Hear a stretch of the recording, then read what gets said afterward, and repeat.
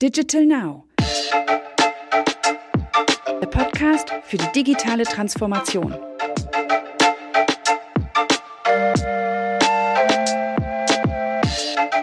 In today's episode, join Sander Berlinski, Director of Innovation at Valantic, in an engaging discussion with Dietmar Rietsch, CEO of Pimcore, as they dive into the evolution from product information management to product experience management. Discover the origin story of Pimcore in a Salzburg brewery and how Pimcore is revolutionizing data and experience management. Learn about the challenges, strategic implementations, and the role of AI in transforming customer experiences across industries. This episode promises insightful strategies and passionate advice for leaders aiming to enhance customer and product experiences. Enjoy listening. Hi and welcome. My name is Sander Berlinski. I'm a Director of Innovation at Valantic. And today I'm talking with Dietz, the CEO of Pimcore. Nice to have you here, Dietz. Thanks for inviting me to Rotterdam. Beautiful weather outside. Awesome. And I'm looking forward to this conversation today. Yes, it's finally beautiful weather. But before we talk everything about product information management and the evolution to product experience management, please tell me, how did you become the CEO of Pimcore? Actually, I have been in the internet services industry, all my life. So the last 20, 25 years. And actually in 2009, we had this idea to, create a new system to unify data management and experience management within one platform. And that's where the whole story started. So actually it started in a brewery in Salzburg. And where the best ideas start, right? Yes, where the best things start. And there we had this idea for Pimcore. And since that moment of time, I'm the CEO of Pimcore. So already since 2009, and you're talking about data management and data experience management. Can you maybe tell me a little bit more about what do you really mean with data management and data experience management? Yeah, so it's quite easy, I would say. And but let me begin with, this night at the brewery, because that's where we had, these visions that are the founding layers of the Pimcore platform. So imagine we sat together with my colleague. He's the CTO of Pimcore, Bernie, he is called. And we sat together and said, hey, we want to have a system with 5 different visions behind it. And we took 5 beer coasters and wrote some statements on that beer coasters. So the first statement was any data, actually. So it was any data. And that means that we have one single system to manage and develop any type of data, which is structured data, unstructured data, and digital asset. So that was actually the first, the first vision that we had. You say any data? Yeah. So I guess that's unique right now in the market. I would say, as platforms or software suites are now the predominant are really, liked by customers because they are more easy and more comprehensive. It goes into that direction anyhow. But in 2009 and in the last, I would say, 15 years, we were actually, pretty unique by combining these 3 data items within one single platform. And that's only the first of the 5 beer coasters. So what was on the other 4? So, after the first one, I have to continue. We had a beer. And I honestly have to say, we also had a little snaps, because we said, hey, this is tremendous. What happens today? This is just crazy. And we took the second beer coaster and we're thinking about, and we put it, we stated any channel. And any channel means basically that we can deliver any data to any output channel. So that makes us, single source publishing and multi-channel publishing aware. Yeah. So that's the second. And now the other coasters? The other coasters, any model. Any model means that Pimcore can be made compliant and compatible to any type of industry, any type of domain. So we have a lot of customers, from automotive, for example, retail, manufacturing. So you can really adjust the data models of all data entities to, the way you would like it and the way you want to have it for your industry. So that's the third one, the third one. And then the fourth one is, so what was it? It was for, many more beers later, right?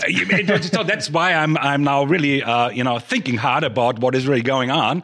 So it was any developer, yes, because we said we want to have a framework because we know that, digital transformation is hard. So not everything, even in a perfect SaaS world, can be configured.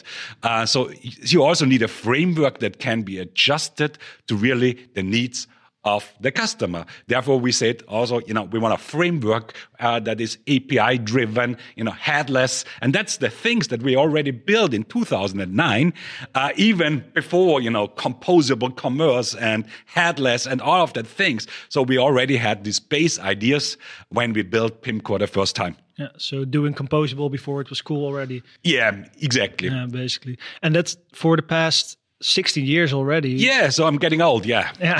So, but how have you seen the world of product information evolving or changing in the past 16 years? It's changing all of the time because, channels pop up, technologies pop up, the topic of omnichannel commerce and all of these things.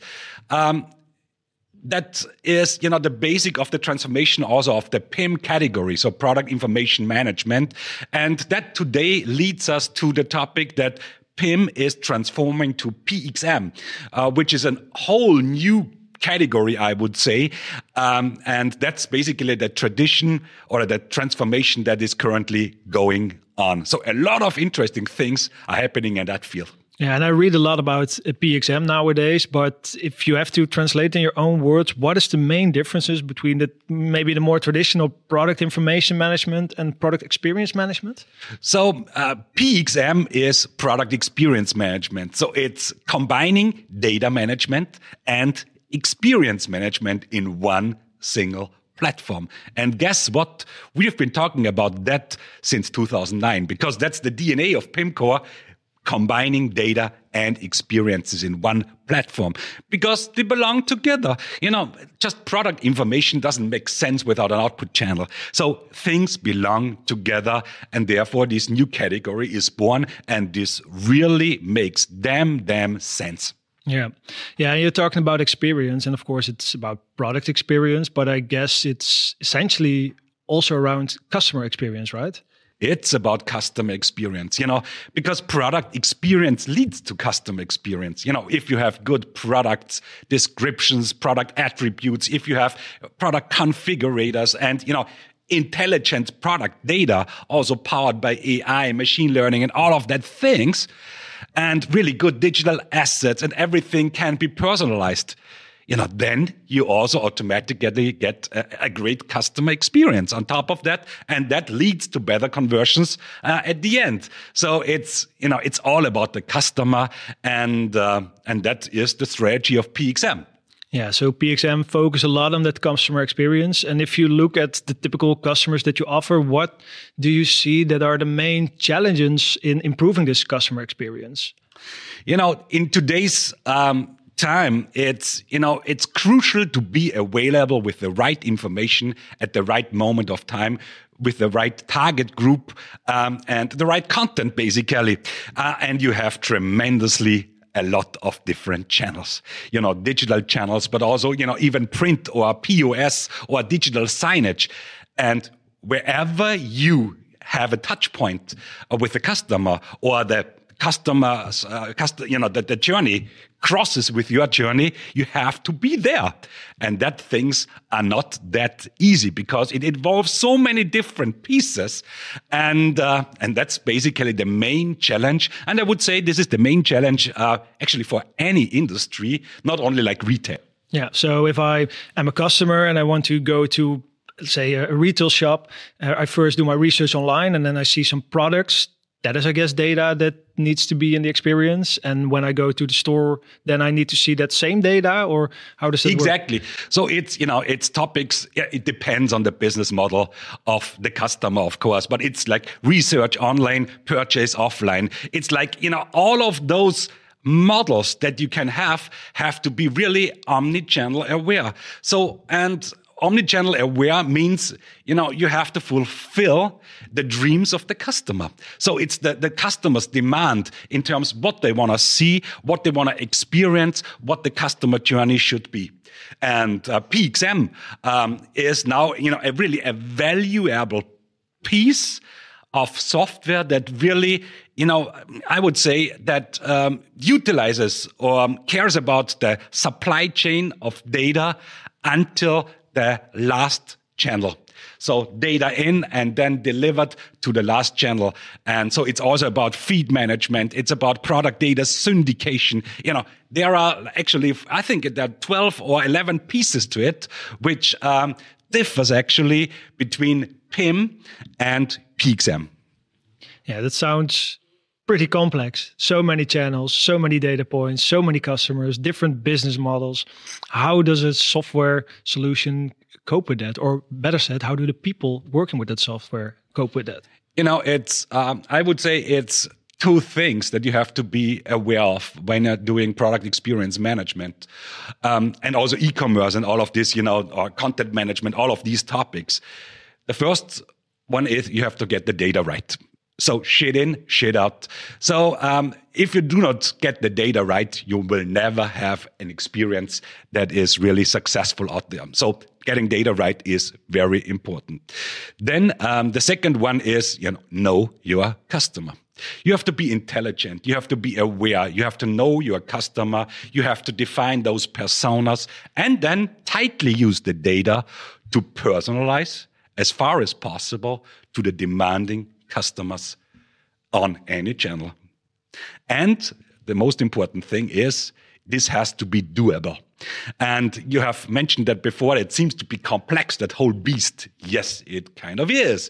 But if you have this supply chain from the beginning to the end under control, then it is far simpler than you believe. Yeah. So the software in this case actually tries to make it less complex as long as you have the right data, if you know enough about your customers, if you know about anything. But it means that you also have to work with both developers, IT people, with marketers, with the whole supply chain. There. So, and there are probably it gets tricky. It's technical people, it's marketing people, it's business people. And, those guys often talk in a different language because they have, a different approach and a different, business setting in mind.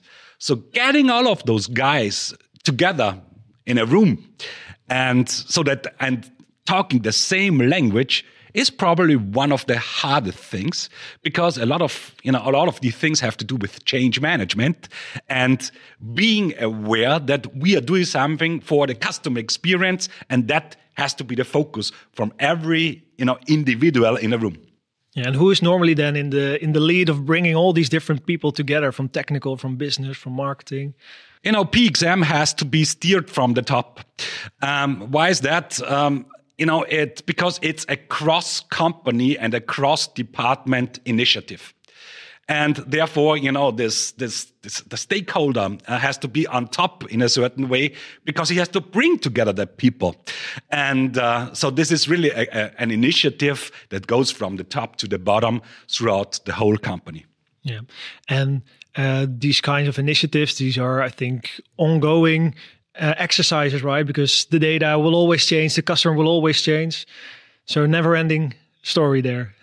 Never-ending story there. Yeah, it is. But that's it's a story that always, now, of course, gets optimized. And there are so many new technologies popping in, in terms of, marketing toolings, conversion rate optimization, analytics, the whole thing of Gen AI and machine learning. So there are always, tools and also strategies popping up where you can even make it more efficient, more better, and all of that things. So it's a story that always continues. Yes, you're right. Yeah, and it's good that you mentioned Gen AI because, well, Gen AI is booming. And even though people are still figuring out how it will add value, I think that's also something that you guys are probably working on or being busy with, right? Yeah, we have started actually since 2.5 years right now. So we have a collaboration with Hugging Face, which is nowadays the leading platform for open source artificial intelligence and machine learning models, so large language models such as Llama and so on. And they have, a repository of over 500,000 models. And we built the Pimcore Copilot, which is an additional tool for Pimcore that can access all of these, models for doing various things with the data, like, generating of text, translation management, but also, of course, build up chatbots, using it for RAG toolings and all of that things. So it's what is going on with AI is just it's just crazy, and it will change the whole industry because these models will get better and better and better, and as soon as we have AGI, then everything changes anyhow. Yeah, because I imagine in a world where you need a lot of data or you have a lot of product data, you also have a lot of, like you mentioned, descriptions of products, translations to all the different countries you want to offer. So you see that now already these technologies are improving that processes to translate to. It's a daily work actually, even nowadays already for our customers. So basically, you have a product and a product description. Now, for example, we are using AI and behavioral targeting to change the product description to a certain persona or persona group. And that's done in real time, depending on the consumer, basically. So we optimize all the time our product data, also our digital assets, to be able to personalize one's customer experience during the customer journey to even work a little bit better. And therefore, AI together with personalization are a huge topic. Yeah. So a lot of people think that AI will take over the world or will take over a lot of jobs, but you actually, if I understand correctly, are using it to further improve the capabilities of the platform and of the...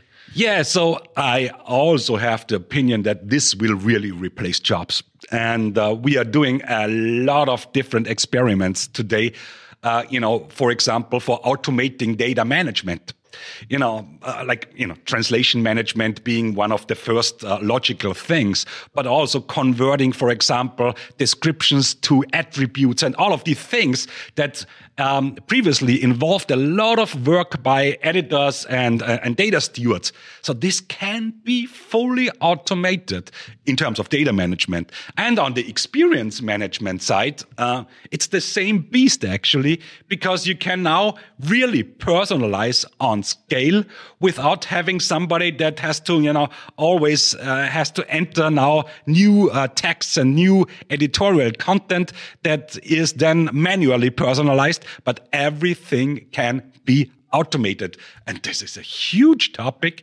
And this is fucking huge. Yeah. I truly say it that way. Yeah. And the automation is huge, but it's for all different markets, right? Because you work for retail, you work for manufacturing. So do you see the impact of this technology being larger in retail or in manufacturing, or? No, it's cross-industry, I would say. So if we are talking, for example, the topic of automation, which is also tightly connected with AI and machine learning, and these kind of things are true for any industry. It's travel, it's retail, it's finance, it's everywhere, manufacturing. So what you can build with those tools based on your PXM strategy, it's just tremendously. Just for an example, creating like product configurators, based on the data and based on the intelligence within that data by AI. Hey, this wasn't possible before, and now I would call this, for example, a true game changer. Yeah. So if you look at all these different industries, is there a certain industry that is adopting these technologies faster than others? If I'm looking at the Gartner hype cycle, for example, and, matched it up with the industries, then of course there are some industries that are way, a little bit before, I would say, other industries. And one of them being, of course, retail, or B2C retail in that case, because they are also talking to that target group, and that uses these technologies day to day. And so there are, industries that, are more on the top than others. But, this is an impact for anyone. Yeah. Impact for anyone, any business. And earlier you mentioned that these kinds of initiatives, and not only on Gen AI, but product experience management, PXM, needs to start from the top. But I can imagine that for leaders, it's pretty difficult to know where to start. So if you would have to advise the leader of retail or manufacturing, where do they start tomorrow? Always start with the customer experience, because that's why you are actually doing that. So it's not the product experience, or it's not the product. It's the customer. You have customers, and customers have to, get the best information during their customer journey. So that's the reason you do that stuff. And at the end, you have toolings like, PXM to help you achieve a better customer experience. So always start with the customer in mind. And how do they do that? How do the CEOs of today's retailers start with the customer? So that's, probably an easy question to answer. Know your fucking customer. Know what he needs, or he or she needs, what they desire, what their ambitions are, how you can make their life easier. And of course, it's not a matter of tooling. It's not a matter of, all of that things. It's a matter of understanding the customer and the individual needs. And I would also recommend that to the CEOs, and show some passion for those customers. And it's not a matter of a tooling, but, understanding the needs of your customer. I'm not sure. I think it's something that even Steve Jobs said years ago, start with the customer experience. Yeah, I told him so. I told him so. You told him, you learned a lot about you. Yeah. And when the customers, or when the leaders of these industries are starting with the customer experience, and they're trying their best, and they're probably succeeding a lot in improving the product experience afterwards, please tell me, what are the common pitfalls in this whole process of creating a better customer experience and better product experience? The pitfalls, I would say, there are quite a few pitfalls, I would say. And it always starts with, the final definition of the objective itself. What do you want to achieve with such a strategy? So, and, what is the customer, and what do they expect? And I often experience that even nowadays, that companies do not really understand still their customers. So it's a matter of understanding the customer. And then, of course, it starts with, the further problems or challenges start with, data quality, for example. Data availability. So that, for example, that a lot of data is hidden in silos within company departments. And everybody is, they are not open to opening up their data, but, a little bit hidden. And that's, of course, an issue, because if you do not have the data and the needed intelligence and analytics and so on, then it's hard for you to also, test your hypothesis of, what you actually want to achieve in terms of the customer experience. Yeah, and then it gets difficult if you're not and then able. It follows up, and then you have the cross-channel complexities. So there are a lot of different things that can happen, but shouldn't. And on the other hand, it's fail-forward culture that is needed, because it's you have to try things out before you have to learn, and you have to experience good things and also the bad things, and that's a good thing. So if you want to innovate, and if you want to change things like the customer experience, then you have to test it. You have to, it's all is data driven anyhow. So So fail forward. Fail forward and getting the shit done. Yeah, and not being afraid to fail. Just try and innovate. Do not be afraid to fail. And we talked about a lot of things about the customer, and of course about the dreams of the customer and how you can achieve all the needs of those customers. But I'm also wondering, what are you guys at Pimcore? What are your needs and dreams for the coming years? What are you working on? We are working on really a lot of different things because, so if you ask me personally, then I would say, for example, it's a really big honor that now something like PXM is appearing in the world. Because like 15 years ago, we said we have to have a system that combines data and experiences. And now even the analysts, from Gartner, Forrester, IDC, and so on say, hey, this is really a good idea because it comes together. Those pieces come together that always would have to be together anyhow. And of course, that's a very, that's beautiful for me because it gives you the feeling that, hey, I was right one time in my life. So that's a good thing. Other than that, of course, there's so much things going on. So Pimcore is currently, for example, used by 118,000 customers or companies around the globe. 118,000? Yes, 118,000, throughout various industries.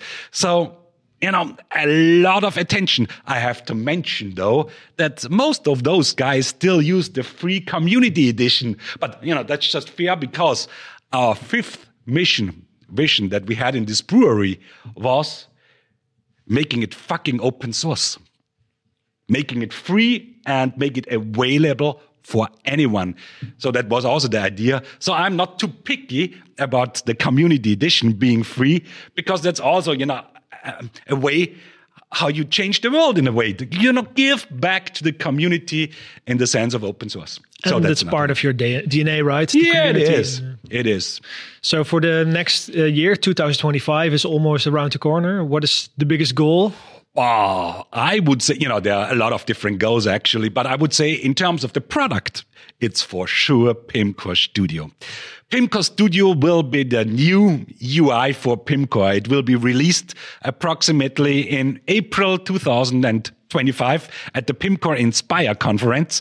This is a crazy beast. I tell you, I will show you some screenshots or some screen videos or some live things afterwards. So it's a new invention, I would even say, of making data and experience really powerful and easy to handle by editors. And it's a beautiful beast and a beautiful user interface. It looks like an Apple phone. It's like this little shades and this little, shadows. And it makes me, it just makes me horny if I'm thinking about, sorry for that, thinking about Pimcore Studio. It's like wonderful. So that's one thing, Pimcore Studio.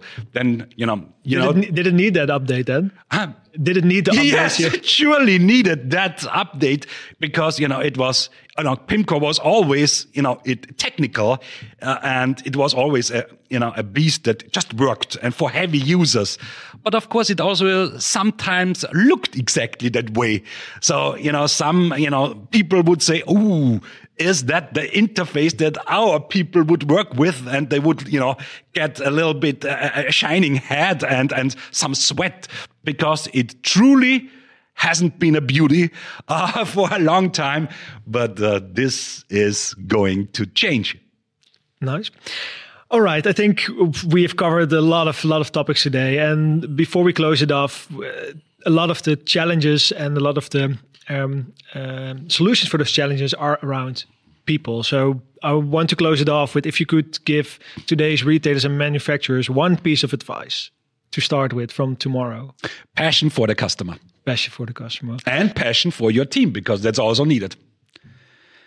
And put the customer in the absolute focus, and that's it. If you're doing that, I would say then you're probably ahead of 80% of the other companies. All right, that sounds like a good idea, starting with the customer. Yeah. Well, thanks, Dietz. Thanks for all the information. Thank you very much. Wish you all the best for the coming years. Thank you very much.